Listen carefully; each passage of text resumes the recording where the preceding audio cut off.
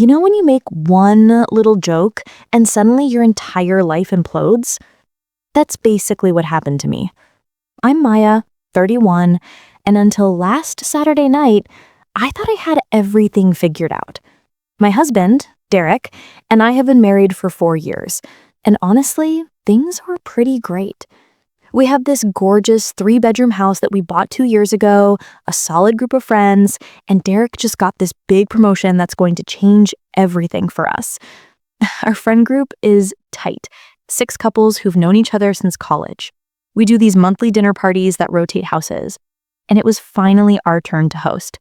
I was actually excited to show off our place since we just had the kitchen redone.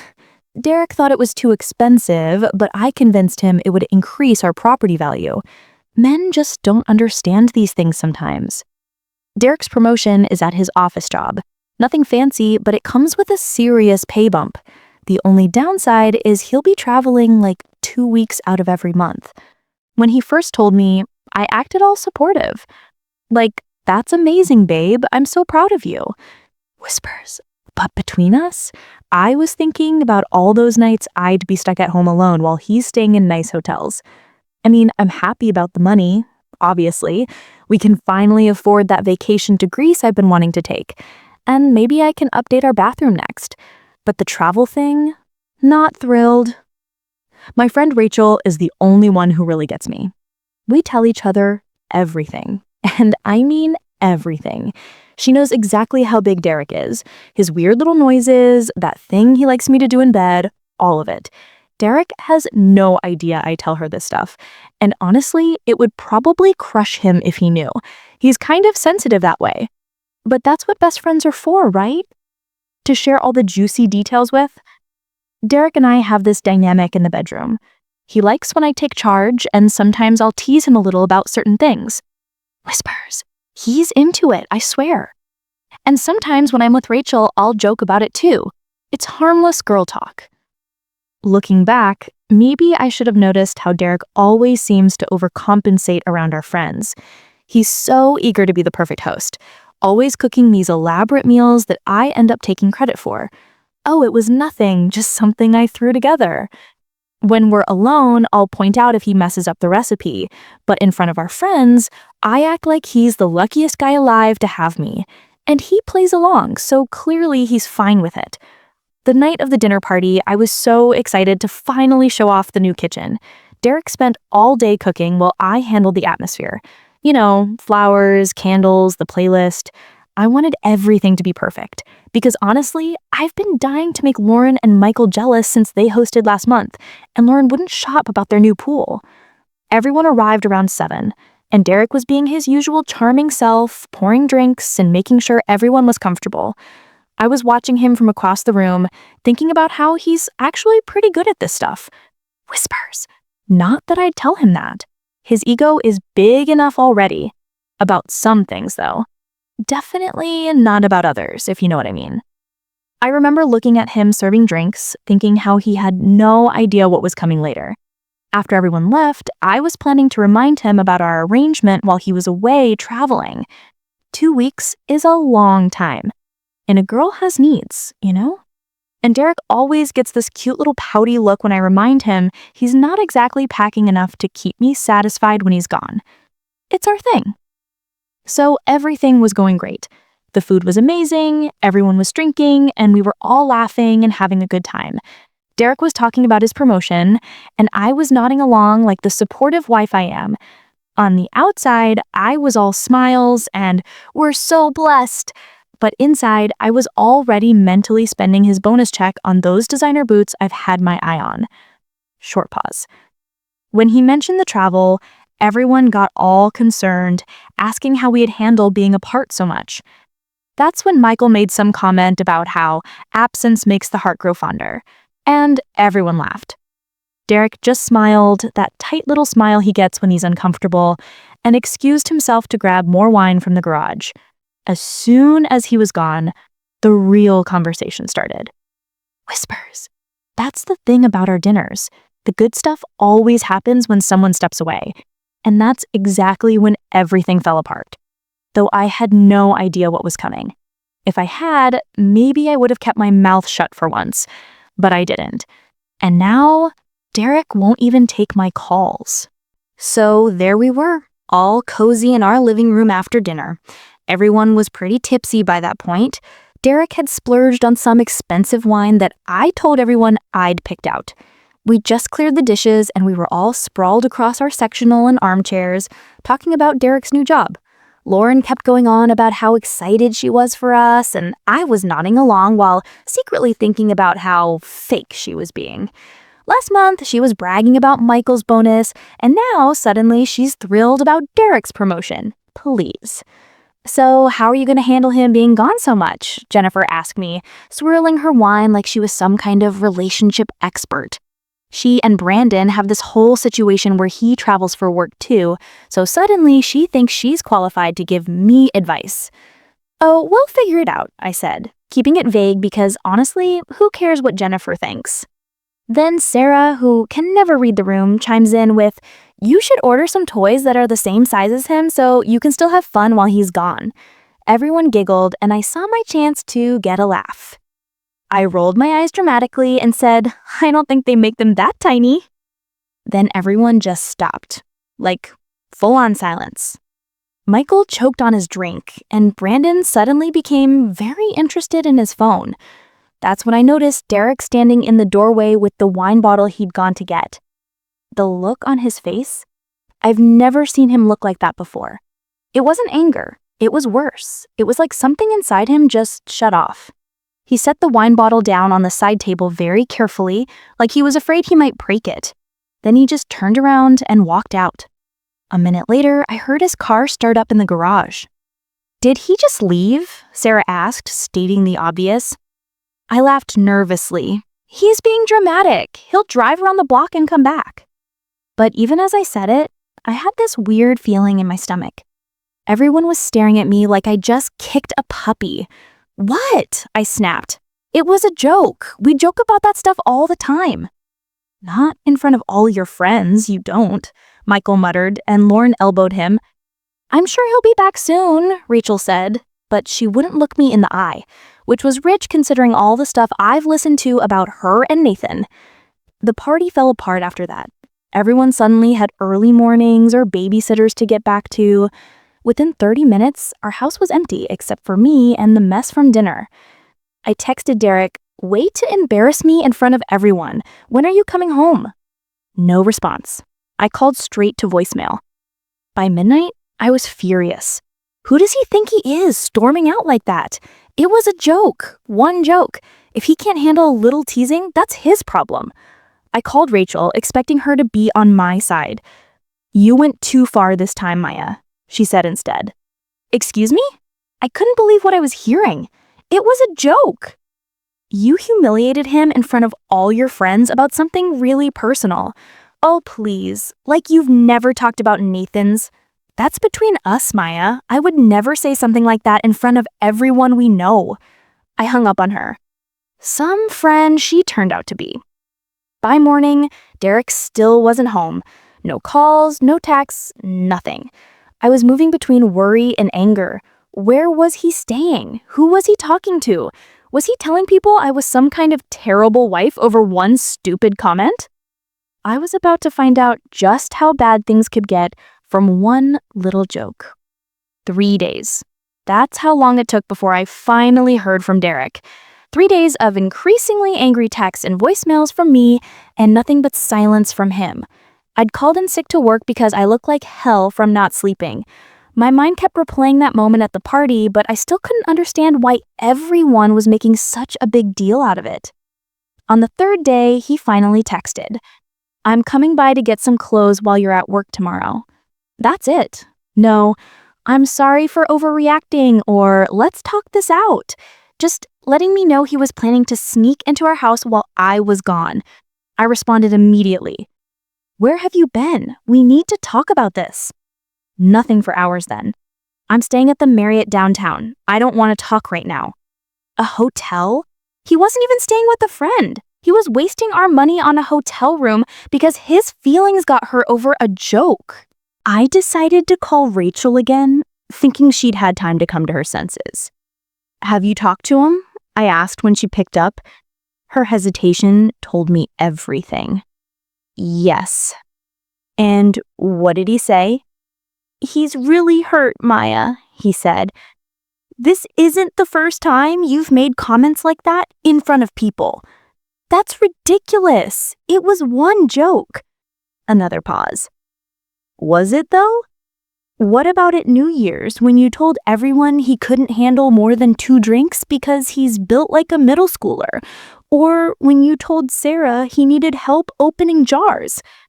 I couldn't believe she was bringing that up. Those were just jokes. Everyone jokes about their husband. Nathan must do annoying things too. Yeah, and we talk about it privately. I don't announce his insecurities to all our friends. I felt a flicker of doubt. Were my jokes really that bad? No, everyone was just being oversensitive. Whatever, I don't need this from you too. I thought you were my friend. I am your friend. That's why I'm being honest with you. I hung up again. Some people just can't handle honesty. I've always been the type to say what everyone else is thinking. And if that makes me the bad guy, so be it. The next day, I decided not to go to work.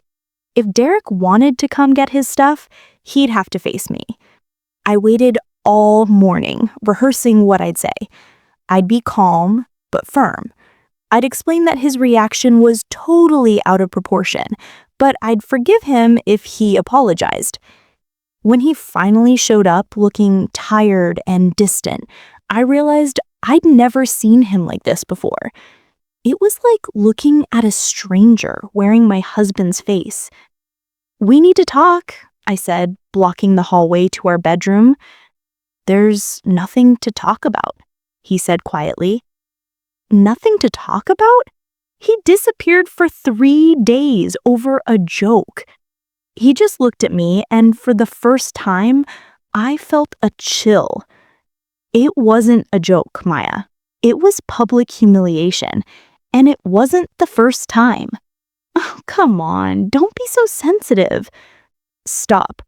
His voice was so firm, it actually shocked me into silence. I came to get my things. I'm staying at the hotel until I find an apartment. That's when I realized he was serious. An apartment?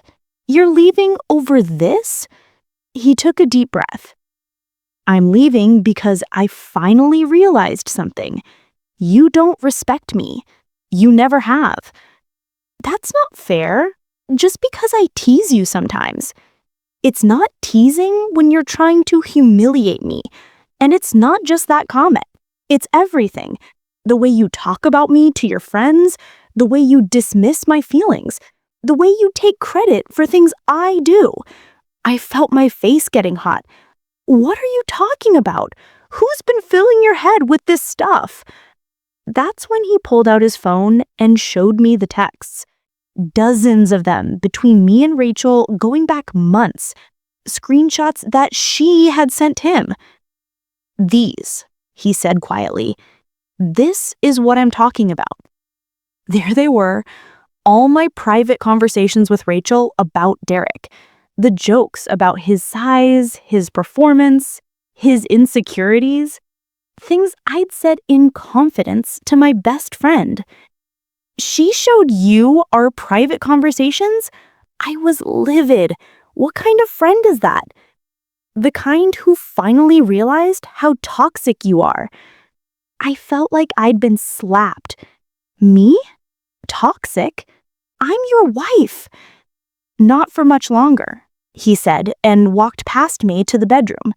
I followed him as he methodically packed a suitcase with clothes and toiletries.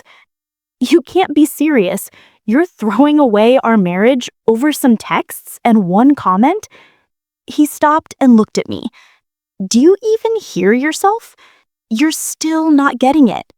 You betrayed my trust in the most humiliating way possible, and you've been doing it for years. I just didn't see it until now. So this is Rachel's fault. She betrayed me. Derek zipped up his suitcase. No, Maya, this is your fault. And the fact that you still can't see that is exactly why I'm leaving. As he walked out the door, I shouted after him, "You'll be back. Where are you gonna go? This is your home." He paused at the door, not turning around. Not anymore. And just like that, he was gone again. I stood in our suddenly empty house, furious at him, at Rachel, at everyone. How dare they make me the villain? I was just being honest, something most people are too cowardly to be. I had no idea then how much worse things were about to get. And hey, if you're finding this story as wild as I did living through it, please hit that like button, subscribe to the channel, and drop a comment below telling me what you would have done in this situation. It really helps a small creator like me grow and bring you more stories like this. Your support means everything. Now, back to how everything continued to fall apart. Word travels fast in a friend group. By the end of the week, everyone knew Derek and I were taking a break, as I was calling it. I tried to control the narrative, telling people he was being oversensitive about a harmless joke, but I could tell from their responses that they'd already heard his side. I posted on Facebook, "Sometimes the person you thought would be there forever turns out to be the one who walks away when things get tough, standing strong." I expected an outpouring of support. Instead, the post got 3 likes, all from acquaintances who had no idea what was going on. None of our close friends engaged with it at all. So I called Sarah, thinking she'd be more sympathetic since she was the one who started the whole toy conversation. "I just don't get why everyone's acting like I committed some crime," I said after explaining the situation. "Maya," she sounded uncomfortable, "what you said was pretty bad. It was a joke." "Would you have found it funny if Derek had made a joke about your body in front of everyone?" she asked. I rolled my eyes. "That's completely different." "Is it?" "Yes, guys are supposed to be able to take a joke." "I think the issue is that it wasn't really a joke. It was mean." I couldn't believe it. Even Sarah was against me. "Fine, whatever. I have to go." I hung up and threw my phone across the couch. The next day, I decided to go back to work. I needed something normal, and my job at the marketing firm was usually my safe space. But as soon as I walked in, I could tell something was off. Conversations stopped when I approached. People were overly polite but distant. Then I saw Rachel in the break room and understood. We worked at the same company in different departments. She must have been telling people her version of events. I cornered her by the coffee machine. "Having fun ruining my life?" I hissed. She looked startled. "What are you talking about?" "Don't play dumb. First you betray me to Derek, and now you're turning everyone at work against me?" She lowered her voice. "I haven't told anyone anything, and I didn't betray you. I did what a real friend should have done a long time ago by showing my private messages to my husband." "Messages where you constantly degraded and humiliated him?" "Yes." I felt tears of frustration building.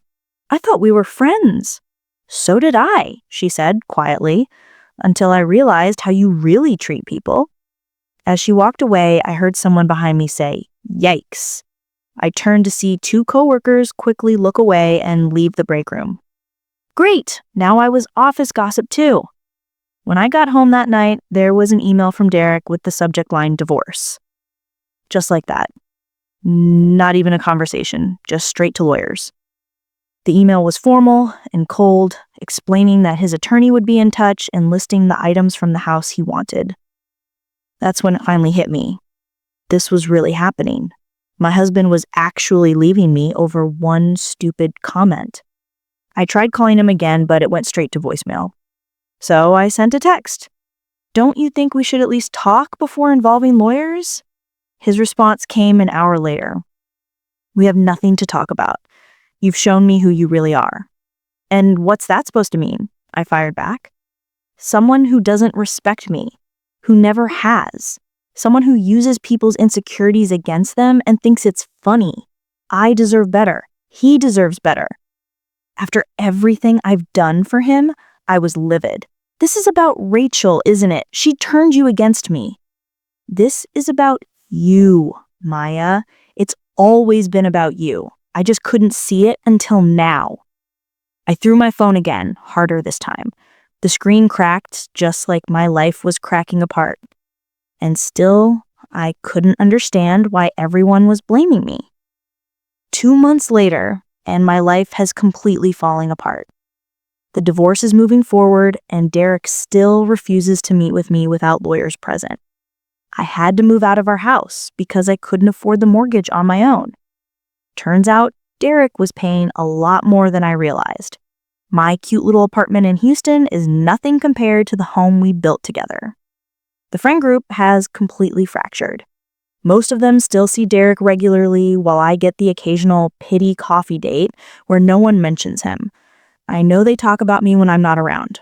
I can feel it in the awkward pauses, the careful avoidance of certain topics. Work isn't any better. Rachel got promoted last month, a position I was also up for. Everyone congratulated her while giving me those sad sideways glances. I heard through office gossip that Derek is thriving at his new job. The travel that I had been so annoyed about has apparently turned into some big career opportunity for him. And last week, the final blow. Michael accidentally included me on a group text about a dinner party. Derek was bringing someone named Emma. A quick social media search showed me exactly who Emma is. Pretty, successful, and worst of all, genuinely nice based on the comments on her posts. She looks at Derek in those photos like he's the most amazing man in the world. Like she actually respects him. I tried to talk to my mom about it, thinking she at least would be on my side. Instead, she asked me something that's been echoing in my head ever since. "Honey, do you ever think maybe you were wrong?" Wrong? All I did was make a joke. Everyone else overreacted. Derek could have talked to me instead of running away. Rachel could have been loyal instead of backstabbing me. Our friends could have supported me instead of taking his side. Sure, maybe I shouldn't have said that specific thing in front of everyone. I can admit that. But to blow up our entire marriage over it, to destroy my friendships, my reputation, my life? Last night, I saw on Instagram that Derek got another promotion. There he was, smiling broadly with his arm around Emma. #blessed. The comments were full of congratulations, including several from our mutual friends. The same friends who now barely return my texts. I scrolled through old photos of us on my phone, back when things were good, or when I thought they were good. Anyway, was it really all my fault? Everyone seems to think so. Everyone except me. Sometimes late at night, I wonder if maybe they're right. Maybe I did take Derek for granted. Maybe I did say things I shouldn't have. Maybe I didn't realize what I had until it was gone. But then I think about how easily he walked away, how quickly everyone turned against me. And I get angry all over again. So here I am, alone in my apartment, scrolling through social media and watching my old life continue without me. Derek's happy, our friends are happy, even Rachel is happy. Everyone is happy, except me. And for what? One little joke that went too far. It's not fair. It's just not fair. But deep down, in a place I don't like to acknowledge, there's a whisper I can't quite silence.